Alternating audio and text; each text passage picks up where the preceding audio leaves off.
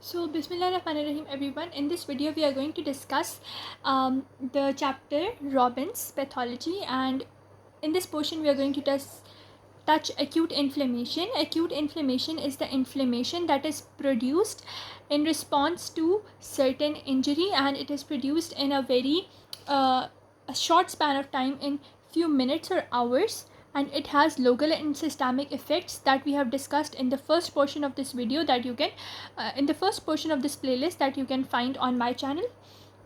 Now we have acute inflammation.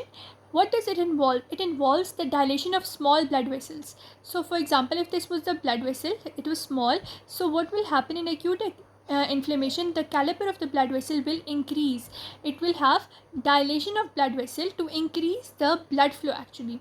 Then there will be increased permeability. For example, that blood vessel had a large number of endothelial cells, but they were close together. But the next thing that will happen in acute inflammation is that these cells will grow apart from each other, and they will have intraendothelial spaces or pores, enabling plasma proteins to leave the circulation and go to the site of injury. And next thing will be emigration of the leukocytes from the circulation to the site of injury. So increased the dilation of the small vessel, then increased permeability of the vessel, and then emigration of the leukocyte from the vessel to the site of injury. Now, what is the reaction of blood vessels? There can be changes in the blood flow. As you can see, when there is dilation of the blood vessels, there is increase in the increase in the caliber, and hence the blood that is flowing also increases because resistance decreases. We all know that from physics. And also permeability increases. That permeability allows the leakage of the fluid. So both of these stuff, they are going to maximize the movement of plasma proteins and leukocytes from the circulation to the site of injury or infection. Now, as I told you, this permeability of vessels will increase. That permeability will lead to the flow of fluid out of the blood vessel, and that fluid can be exudate, that fluid can be transudate. Exudate is a fluid plus protein plus blood cells, so you can call it high protein concentration fluid with cellular debris. And also this fluid is going to accumulate in the interstitial tissue or body cavities. Similarly, transudate is also going to accumulate in interstitial tissue and body cavity, but it is low in protein concentration. It has little or no cellular debris. So this transudate is actually produced as a result of ultrafiltrate of blood plasma, or it is produced as a result of osmotic or hydrostatic imbalance. So exudate high in protein and cellular debris, transudate low in protein content, and it is produced as a result of ultrafiltrate of blood plasma or osmotic or hydrostatic imbalance. Also, because there is low protein content, the specific gravity will also be very much low. Now we have other two things. One is edema. Any fluid, excess of any fluid that is leaking out of the blood capillary into the interstitial tissue or into the serous cavity, that is edema. And edema is seen in inflammation. Majorly in acute inflammation, the edema can be exudate or can be transudate. Exudate high in protein content, transudate low in protein content. Now what is pus? The pus is purulent exudate. Exudate is something that is high in protein content. So inflammatory exudate is also known as pus. It has cellular debris, it has protein content as well. It is rich in leukocytes, mostly neutrophils, because we are discussing acute inflammation, and acute inflammation is mainly based on neutrophils. So pus is an exudate rich in neutrophils as well as in the plasma proteins. Also it has cellular debris, also it has microbes. Now we have other things to discuss, that are changes in vascular flow and caliber. First of all, the thing I told you was the increase in the size of the vessel. The vessel was small first, but due to acute inflammation, now it will increase. The vascular flow will increase and caliber will increase. The caliber is the diameter. As soon as the diameter of the blood vessel increases, what happens? The resistance decreases, and hence the blood flow also increases. So first of all, this change in the vascular flow and caliber, it is mediated by histamine, which acts on the vascular smooth muscles and allows them to relax. Now this histamine, firstly it causes transient vasoconstriction, and that vasoconstriction is then followed by vasodilation. Firstly, what will happen? The arterioles will vasodilate, opening new capillary beds. As a result of opening of these new capillary beds, the blood flow will increase because resistance has decreased, and heat and redness will be produced. This redness also known as arrhythmia. Now we have then first thing was vasoconstriction, then vasodilation. Vasodilation needed to increase blood flow. After increased blood flow, there will be increased permeability as well, and as a result you have exudate that will go into the extravascular tissues or into the serous cavity. Now because of increased permeability, what I told you, that the cells, they have increased number of pores, and out of these pores the fluid will flow out. Whenever the fluid is going to flow out, what will happen? The cells will accumulate inside the circulation. Because the cells have accumulated, there will be slower blood flow, increased blood viscosity because fluid is leaking out, and concentration of RBCs will also be very small. Now because of this increased number of blood cells and decreased amount of fluid, what will happen? There will be stasis of blood flow, there will be engorgement of the small vessels, or you can call it vascular congestion, and there will be localized redness produced. Why is this happening? Because fluid has leaked out. In the circulation or in the vessel we have blood cells accumulated, and because of them there will be slow movement, which is stasis, and there will be vascular congestion, as well as redness will be produced.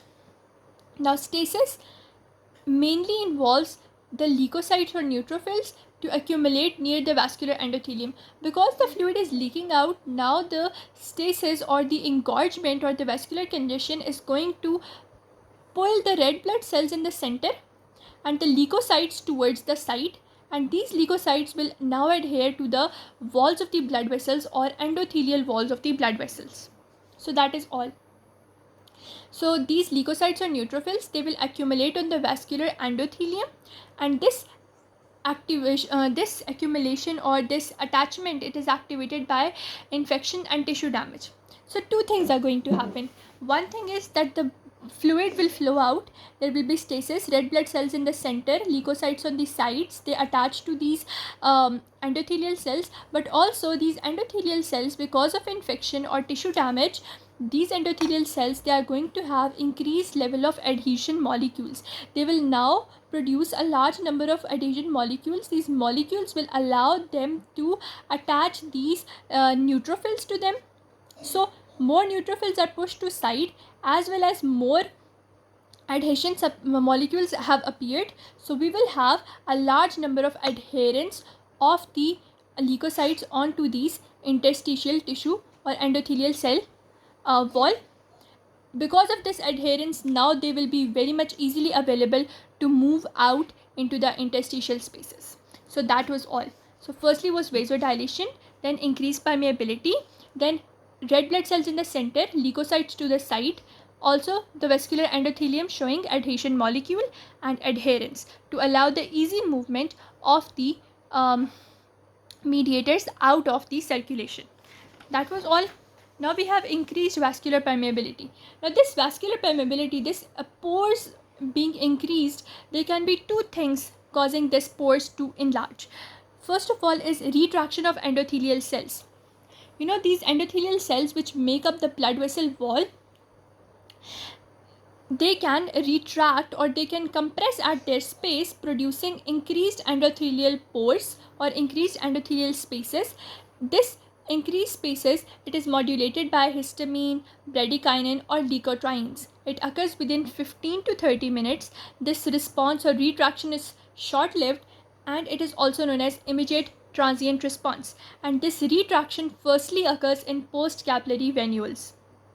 So this retraction, which was taking place due to histamine, bradykinin or leukotrienes, it is short-lived and it is mainly occurring in post-capillary venules. Now we have endothelial injury. Sometimes due to severe injuries like burns, due to microbes or microbial toxins, or due to the neutrophils that we discussed earlier that were being attached to the endothelium gets damaged. Because of this damaged endothelium, there are increased number of endothelial spaces. So endothelium can retract or it can undergo injury that increases spaces in both the situations. Now this one, the retraction of endothelial produced immediate transient response, whereas the endothelial injury, it produced immediate and sustained response, so it is known as delayed transient response. Retraction is immediate transient response, endothelial injury is delayed transient response. Now what is transcytosis? Now the cells or leukocytes that are inside the circulatory blood vessels, now because of the appearance of the spaces, they will move from the blood vessel into the extravascular tissue, and this movement, it is called transcytosis. It is mainly mediated by this VEGF, that is vascular endothelial growth factor. It increases the vascular leakage, opens these endothelial spaces or channels, and hence increases the amount of available substances to the site of injury.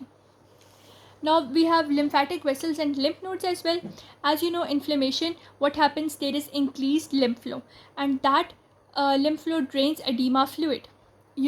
All the lymph vessels, they increase they are going to drain the edema fluid. So whenever there is going to be inflammation, there will be increased lymph flow, there will be increased drainage of the edema fluid. Because of this increased drainage, what will happen, the draining lymph nodes will also undergo inflammation, and that is lymphadenitis. Similarly, the lymphatics, they are also secondarily inflamed, and that is lymphangitis. So draining lymph nodes undergo inflammation, lymphadenitis, and lymph vessels or lymphatics undergo the secondary one, that is lymphangitis. And it is similar to the blood vessels, that the lymph vessels will also undergo proliferation, because they have to accumulate, or they have to provide a space for the drainage of this excess amount of edema fluid being produced due to inflammation. Now sometimes inflamed lymph nodes, they become engorged with the cellular debris, and there is increased cellularity and they are enlarged. They are also saying that sometimes red streaks, they appear near the wound, and these red streaks are T-late sign. For example, this, you have the wound, and these certain red streaks, they are going to appear around the wound. That is T-late sign, and these T-late sign, they follow the course of lymphatic channels, and it indicates the presence of lymphangitis. It may be accompanied by painful enlargement of draining lymph nodes, and as we know, the draining lymph node inflammation is lymphadenitis, and normally the lymphatics being inflamed is lymphangitis. So that was all from acute inflammation. The overview is simply that firstly, there will be increase in the blood flow, or you can say the increase in the caliber. That increased caliber will lead to increased blood flow. The endothelial cells will produce increased adhesion molecules. Apart from that, there will be stasis, and there will be neutrophils being pushed to the side, and adherence will be produced. After that, there will be appearance of the endothelial spaces or increased vascular permeability. That can either be due to these retraction, due to injury, that will lead to transcytosis to the site of injury, and also there will be effect produced on the lymphatic vessels and the lymph nodes become enlarged. The draining lymph nodes, they become inflamed, lymphadenitis. Similarly, lymphatics become inflamed, that is lymphangitis. That was the whole overview of acute inflammation. I hope you understood each and everything, and please like, share and subscribe to my channel, and ask anything that you want to ask in the comments below. In the next video, we will talk about another concept on another day, inshallah. Allah Hafiz.